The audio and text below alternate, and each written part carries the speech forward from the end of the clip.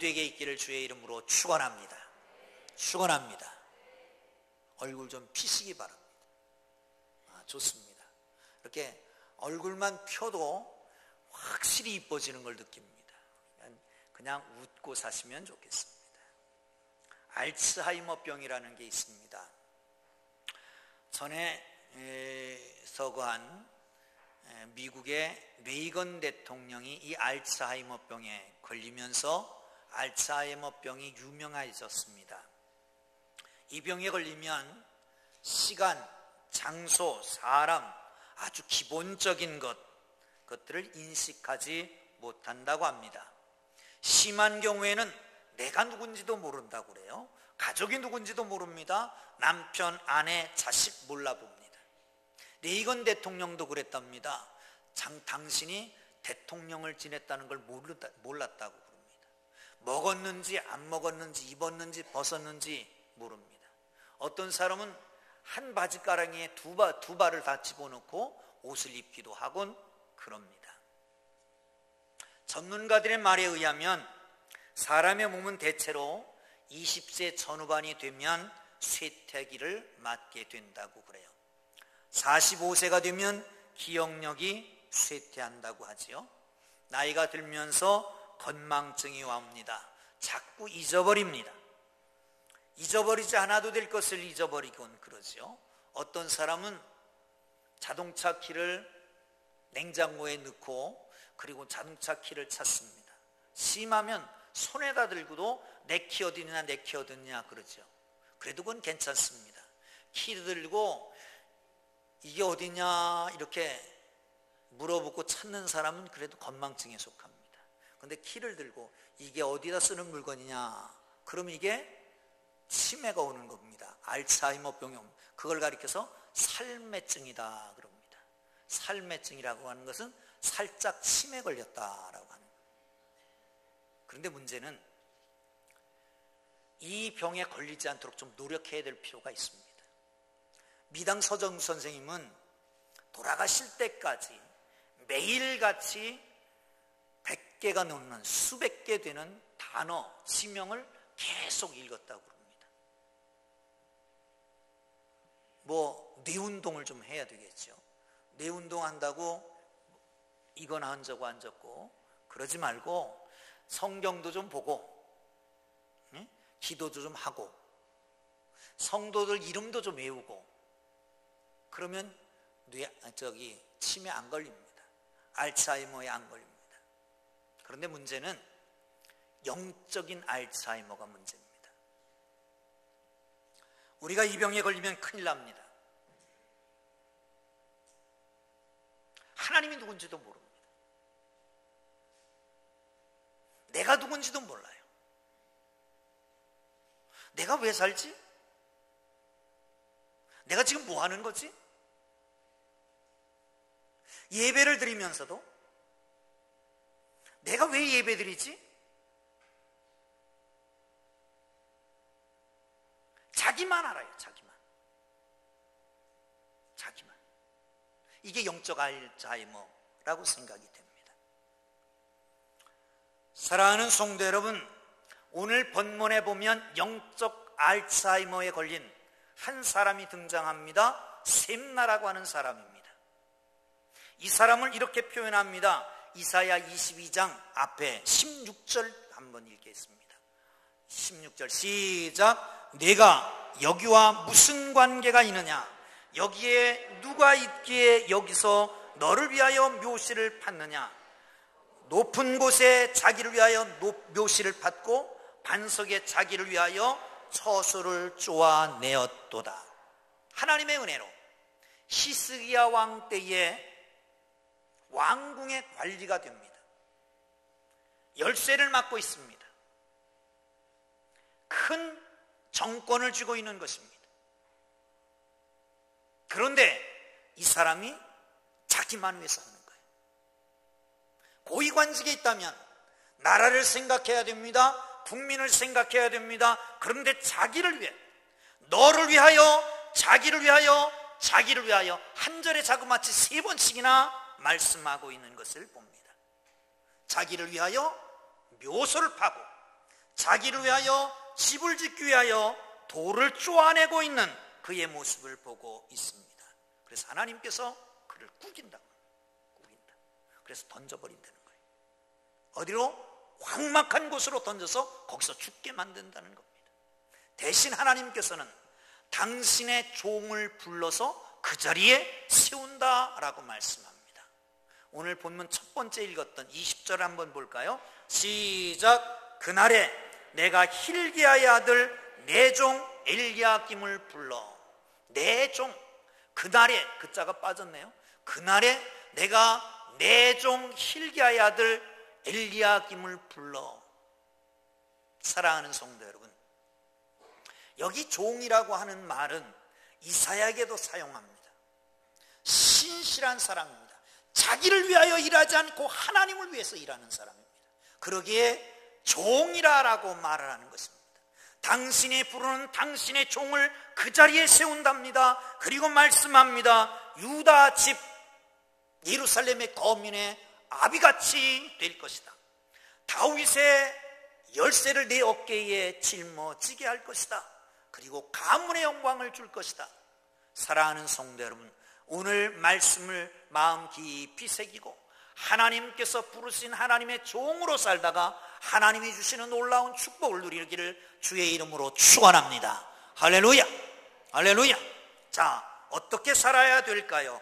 21절을 보겠습니다. 시작. 내 옷을 그에게 입으며 내 띠를 그에게 띄워 힘있게 하고 내 정권을 그의 손에 맡기리니 그가 네 예루살렘의 주민과 유다의 집의 아버지가 될 것이며. 아멘. 하나님께서 엘리 제사장을 버리십니다. 대신 사무엘을 들어 쓰십니다. 하나님의 종 사무엘을. 사울을 버리십니다. 하나님께서 다윗을 들어 쓰십니다. 셈나를 버리시고 하나님이 부르신 그의 종, 신실한 사람 엘리야김을 세워서 들어 쓰십니다. 영적인 알츠하이머 걸려서 자기만 아는 그를 버리고 하나님의 종, 하나님을 위해서 신실하게 일했던 그 종을 들어서 하나님께서 쓰시는 것입니다. 여기 오늘 보시면 옷을 바꿔 입히고 띠를 띄웁니다. 고관의 영적인 영광을 말하는 것입니다. 영적인 영광을, 외적 영적인 영광을 엘리야김에게 넘긴다는 것입니다. 심나의 권세를 엘리야김에게 이양하는 것입니다. 단지 후계자뿐만 아니라 셈나는 왕궁을 맡은 자였지만 엘리야김은 이제 예루살렘 거민과 유다 백성들에게 그들에게 아버지같이 된다라고 말합니다. 사랑하는 성도 여러분, 그렇습니다. 하나님이 부른 하나님의 종은 하나님의 집 예루살렘 유다 성전에서 아버지같이 섬기라는 겁니다. 할렐루야, 할렐루야. 구약 성경에 보면 가장 가슴 아픈 장면이 나옵니다. 다윗의 이야기입니다. 다윗이 나이가 많이 들었습니다. 여론이 돌기 시작했습니다. 다윗이 힘이 없으니까 다른 왕을 세워야 되는데 그러면 누굴 세울 거냐? 셋째 아들 압살롬이 적격이다. 이 소식을 듣고 압살롬이 우쭐해가지고 반란을 일으킵니다. 왕이 찬탈을 꾀합니다. 측근을 모으고 왕의 아버지의 측근을 죽이기도 하고 그리고 아버지를 죽이려고 하니까 아버지는 힘이 있습니다. 아들과 대항해 싸울 수도 있습니다. 아들을 당장 죽일 수도 있습니다. 그런데 왕위를 내려놓고 피신해 갑니다. 아마 시편 기자 시편 23편 말씀이 그때 쓰여졌다라고 전해지기도 합니다만 그때 쓰여졌다고. 사망의 음침한 골짜기로 다닐지라도 그때 쓰여진 겁니다. 그런데 하나님께서 그냥 두시겠어요? 하나님이 압살롬을 치셔서 압살롬이 죽습니다. 그 소식을 듣고 외칩니다. 내 아들 압살롬아, 내 아들 압살롬아, 내가 너를 대신하여 죽었다면 내 아들 압살롬아, 내 아들 압살롬아 이렇게 울부짖습니다. 그 못된 아들, 자기 왕위를 빼앗고 당신을 죽이려고 했던 그 아들, 그런데 그 아들을 이름을 불러가면서 탄식하며 차라리 내가 죽었으면 좋았을 것을 이렇게 말하고 있어요. 이게 아버지의 마음입니다. 요즘에 책 한 권을 봤는데 그 책이 유대인들의 그 글을 모아놓은 겁니다. 이게 실화는 아니고요, 우화입니다. 우화라고 하는 것은 어떤 중요한 진리를 가르쳐 주기 위해서 쓴 것인데, 여기 이런 얘기가 있습니다. 하나님께서 우주 만물을 만드시기 전에 천사들을 먼저 만들었대요. 그리고 천사들에게 물었답니다. 내가 세상을 창조하고 그 가운데 가장 으뜸되는 인간을 만들 것이다. 너는 어떻게 생각하느냐? 첫 번째 의의 천사에게 물었답니다. 내가 우주를 만들고 거기에 가장 으뜸되는 사람을 만들겠다. 너는 어떻게 생각하느냐? 안 됩니다. 하나님, 사람을 만들면 사람이 온 세상을 뿌리로 꽉 채울 것입니다. 그래, 참고하겠다. 두 번째 거룩한 천사에게 물었답니다. 인간을 창조하려고 하는데 너는 어떻게 생각하느냐? 안 됩니다. 만약에 사람을 만들면 세상을 다 더럽게 오염시킬 겁니다. 그래? 참고할게. 세 번째 빛의 천사에게 물었다지요. 너는 어떻게 생각하느냐? 사람을 만들려고 그러는데 안 됩니다.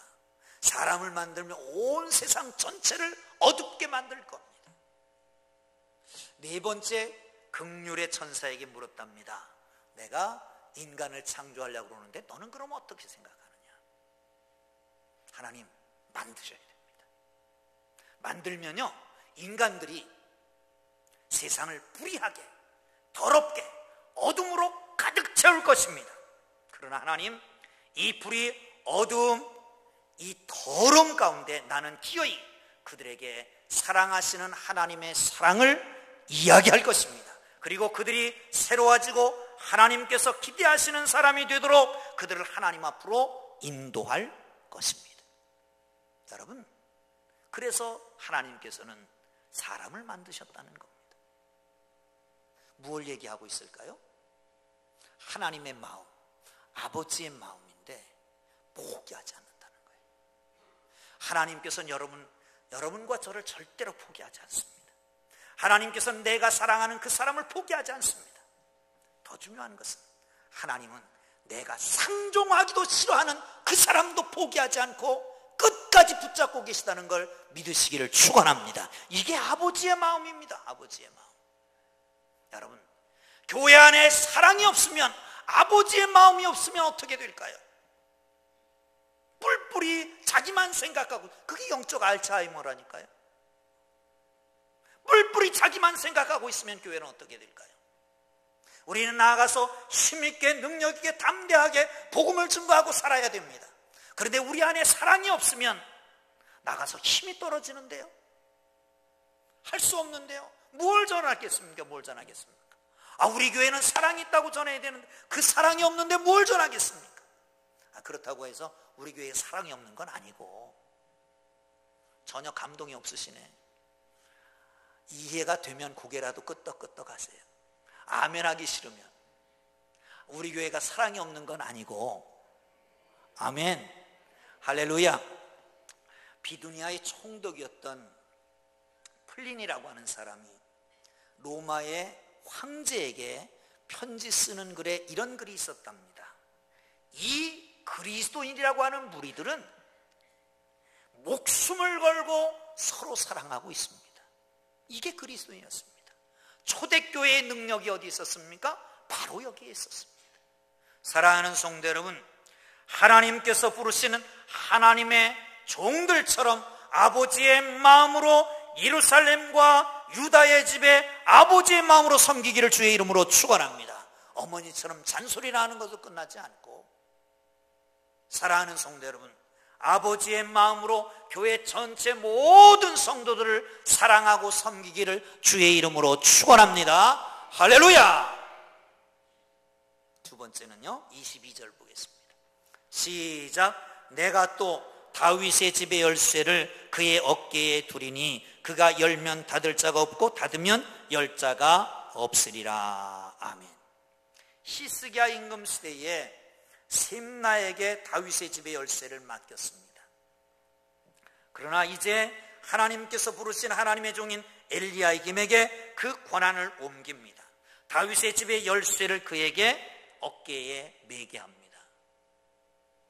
다윗의 집은 어딜까요? 적게 보면 다윗 왕조가 머물렀던 시온성 예루살렘 성을 말합니다. 조금 더 넓게 보면 유다 백성 전체를 말합니다. 나아가서 열쇠라고 하는 것은 곡간 열쇠입니다. 열고 닫고 하는 그런 열쇠입니다. 어깨에 매였다라고 하는 것은 고대 중동에서 이 열쇠 맡은 사람들을 크게 만들어서 어깨에다 매고 그렇게 다녔답니다. 이걸 상징적으로 얘기하는 거예요. 이 열쇠 가진 사람은 문을 열면 누구도 문을 닫을 수가 없습니다. 문을 닫으면 누구도 열 수가 없습니다. 이게 아주 절대적인 권리가 그에게 있는 것입니다. 그런데 이 다윗성의 열쇠, 다윗성이라고 하는 것은 뭘 말할까? 이렇게 좁은 의미에서 보면 예루살렘 성, 조금 광의적 넓은 의미에서 보면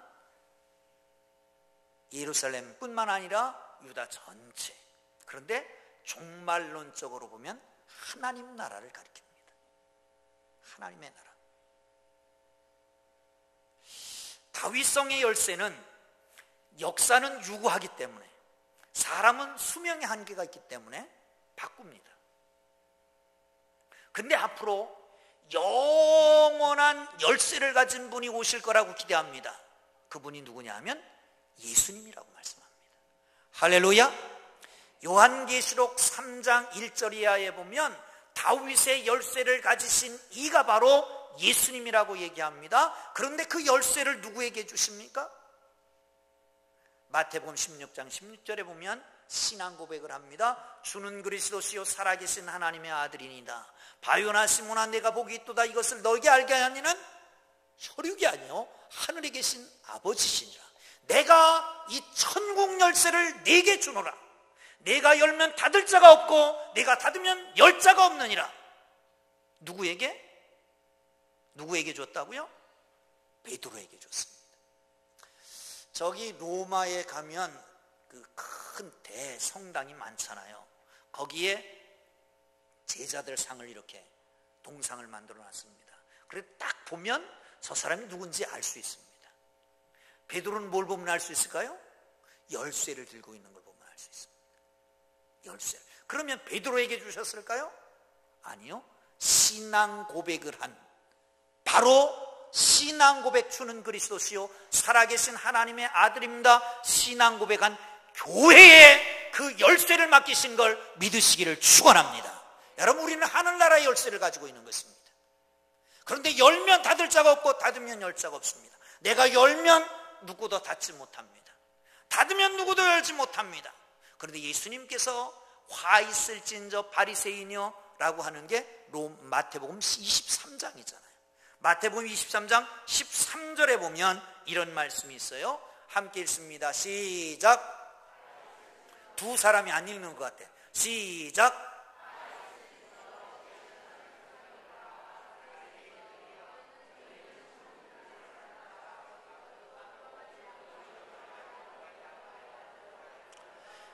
화 있을진저 서기관과 바리새인들이여 너희는 천국문을 사람들 앞에서 닫고 너희도 들어가지 않고 들어가려고 하는 사람도 들어가지 못하게 막는도다. 여러분, 천국 열쇠를 가지고 있습니까?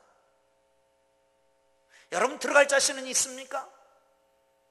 여러분도 안 들어가고 딱 버티고 서서 아무도 못 들어가게 하는 건 아닙니까? 화 있을진저 이 시대의 그리스도인들이요, 전국민 열쇠를 가지고 있으면서 자기도 안 들어가고 아무도 못 들어가게 하고 막고 서 있는 거 아니냐 말이죠. 사랑하는 성도 여러분, 우리에게 천국문 열쇠를 맡기셨습니다. 우리가 복음을 증거하면 그 사람은 천국으로 들어갈 수 있습니다. 우리가 복음을 증거하지 않으면 그 사람은 영원히 지옥불에 던져질 수밖에 없습니다.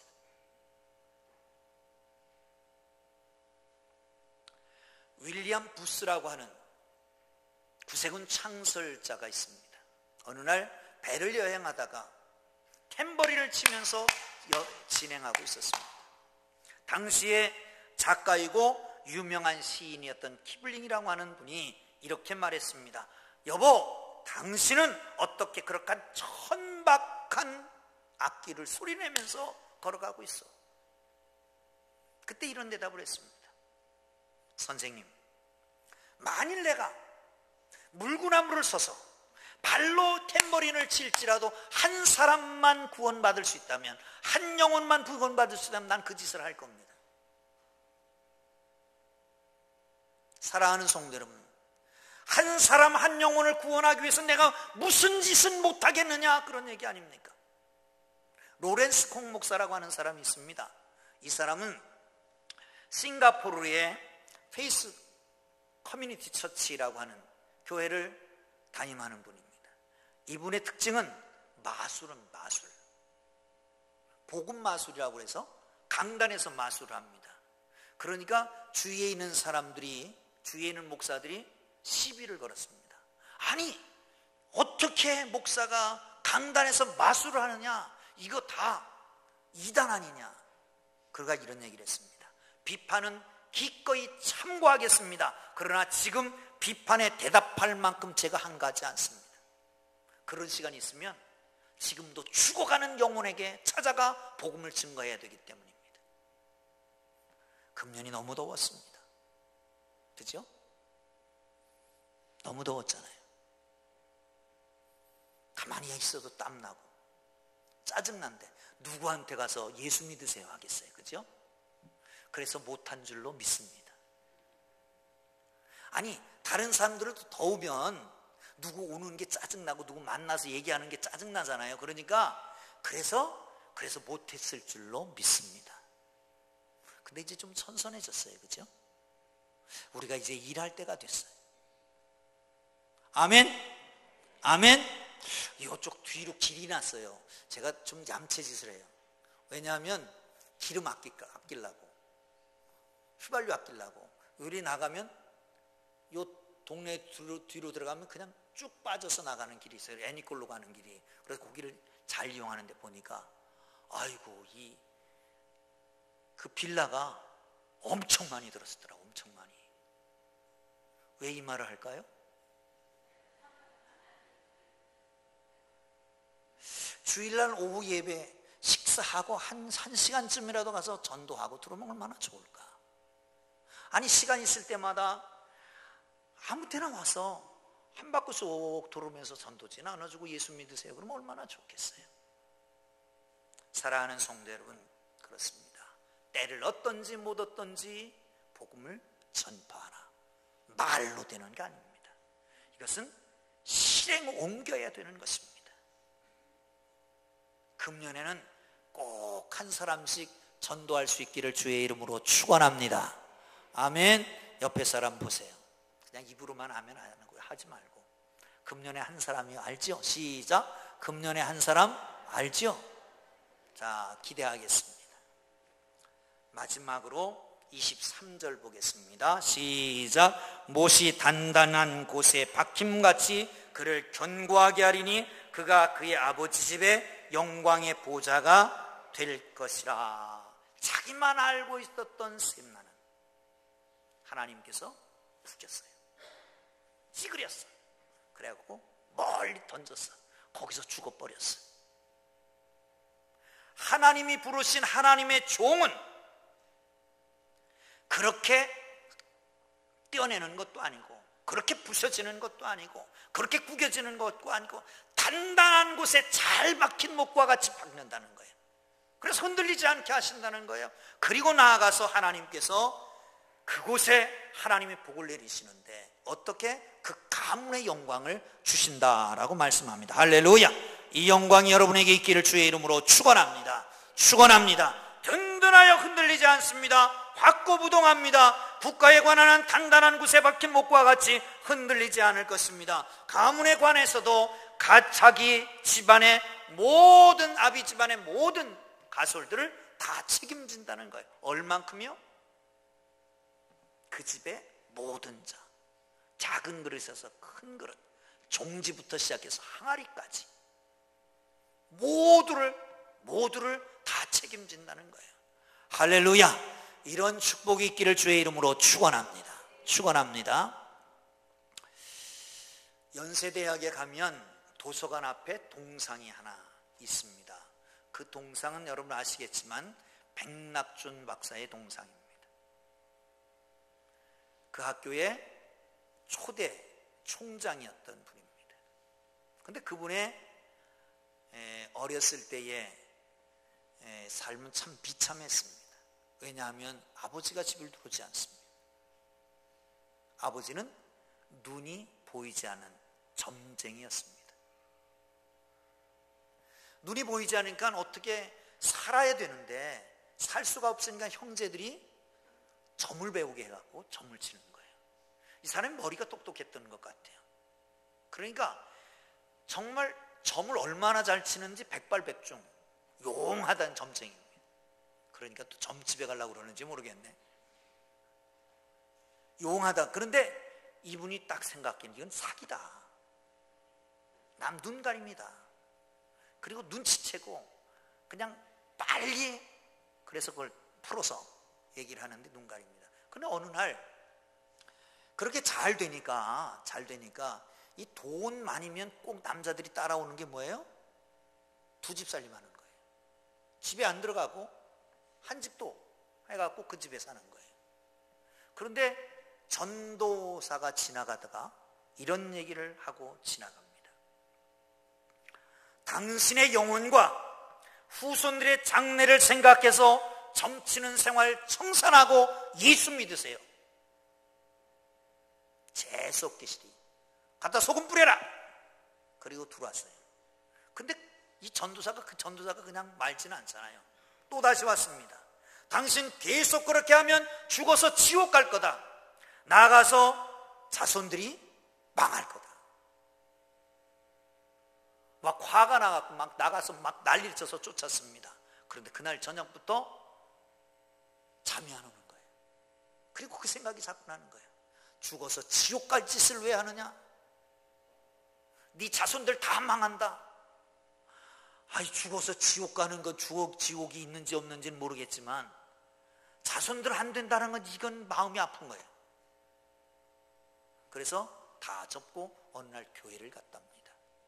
그런데 그날 하나님이 너무 사랑하셔서 예수를 믿고 구원 얻고 하나님의 백성이 되게 하셨습니다. 할렐루야. 점쟁이가 교회 왔다 그러니까 교회가 부흥하기 시작했어요. 점쟁이가 교회 왔다 그러니까 야, 그 교회 신령한 거보다 점쟁이보다 더 신령한 거보다 교회들 가자 그러고 막 모여드니까 이게 교회가 너무 커져가지고 앉을 자리가 없으니까 교회를 지어야 되는 거야. 그런데 점집 하다가 접었으니까 돈이 없잖아요.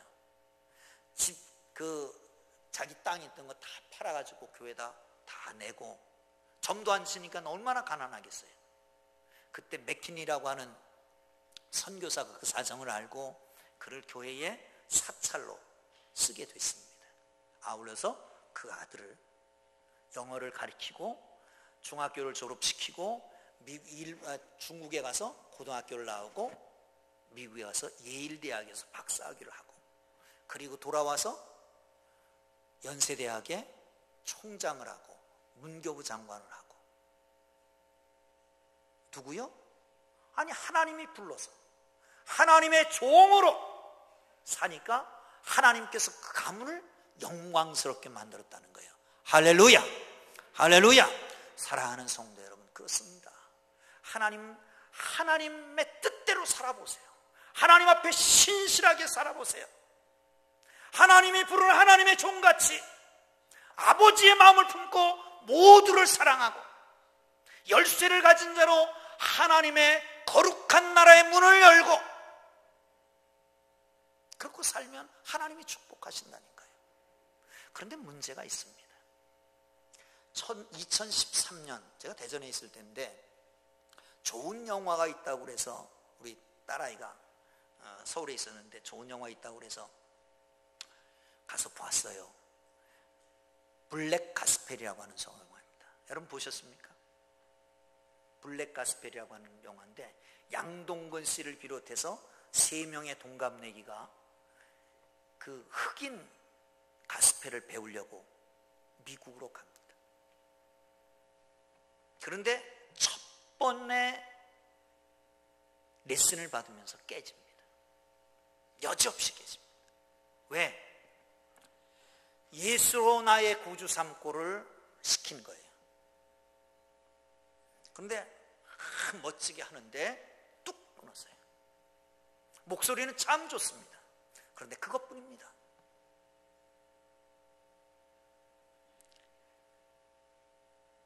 내 반주는 듣지 않습니까? 자기 노래에만 집중하는 거 아닙니까? 반주자와 하나 되려고 생각하지 않습니까? 그 손은 왜 흔듭니까? 당최 그 손의 의미가 어디 있다고 생각합니까? 하딩이라고 하는 블랙 가스펠의 아주 권위자인 그분이 이렇게 지적합니다. 그리고 난 다음에 인터뷰하는 과정에서 물었습니다. 왜 그렇게 하셨습니까? 그때 이런 대답을 합니다. 겉멋 만든 제자를 가리키려고 하는 선생은 없을 겁니다. 겉멋 만들었어요. 학생들이 당황하기 시작했습니다. 뭐가 문제인가? 그리고 고민하며 하나씩 깨닫기 시작했습니다. 그리고 일주일 뒤 두렵고 떨림으로 선생님 앞에 서서 어메이징 그레이스를 노래합니다. 그런데 얼마나 감동이 되든지 제가 막 그 순간에 눈물을 흘렸습니다.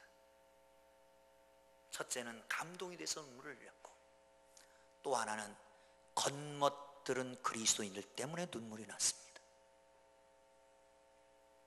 우리는 하나님 앞에 설 겁니다. 하나님은 겉멋이 통하지 않습니다. 직분은 좋습니다. 교회 열심히 나왔군요. 봉사도 했군요. 그런데 그게 뭡니까? 어쩌면 저는 더 큰 혼을 날 겁니다. 너는 너한테 맡겨둔 그리스도인을 다 어떻게 했느냐?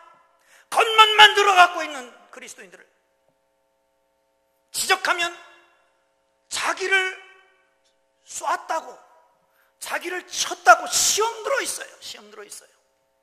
어떻게 할 겁니까? 누가 고쳐줄 겁니까? 겉멋을 어떻게 빼고 진정한 하나님의 사람, 하나님이 부름받은 하나님의 종으로 하나님 앞에 어떻게 설 것입니까?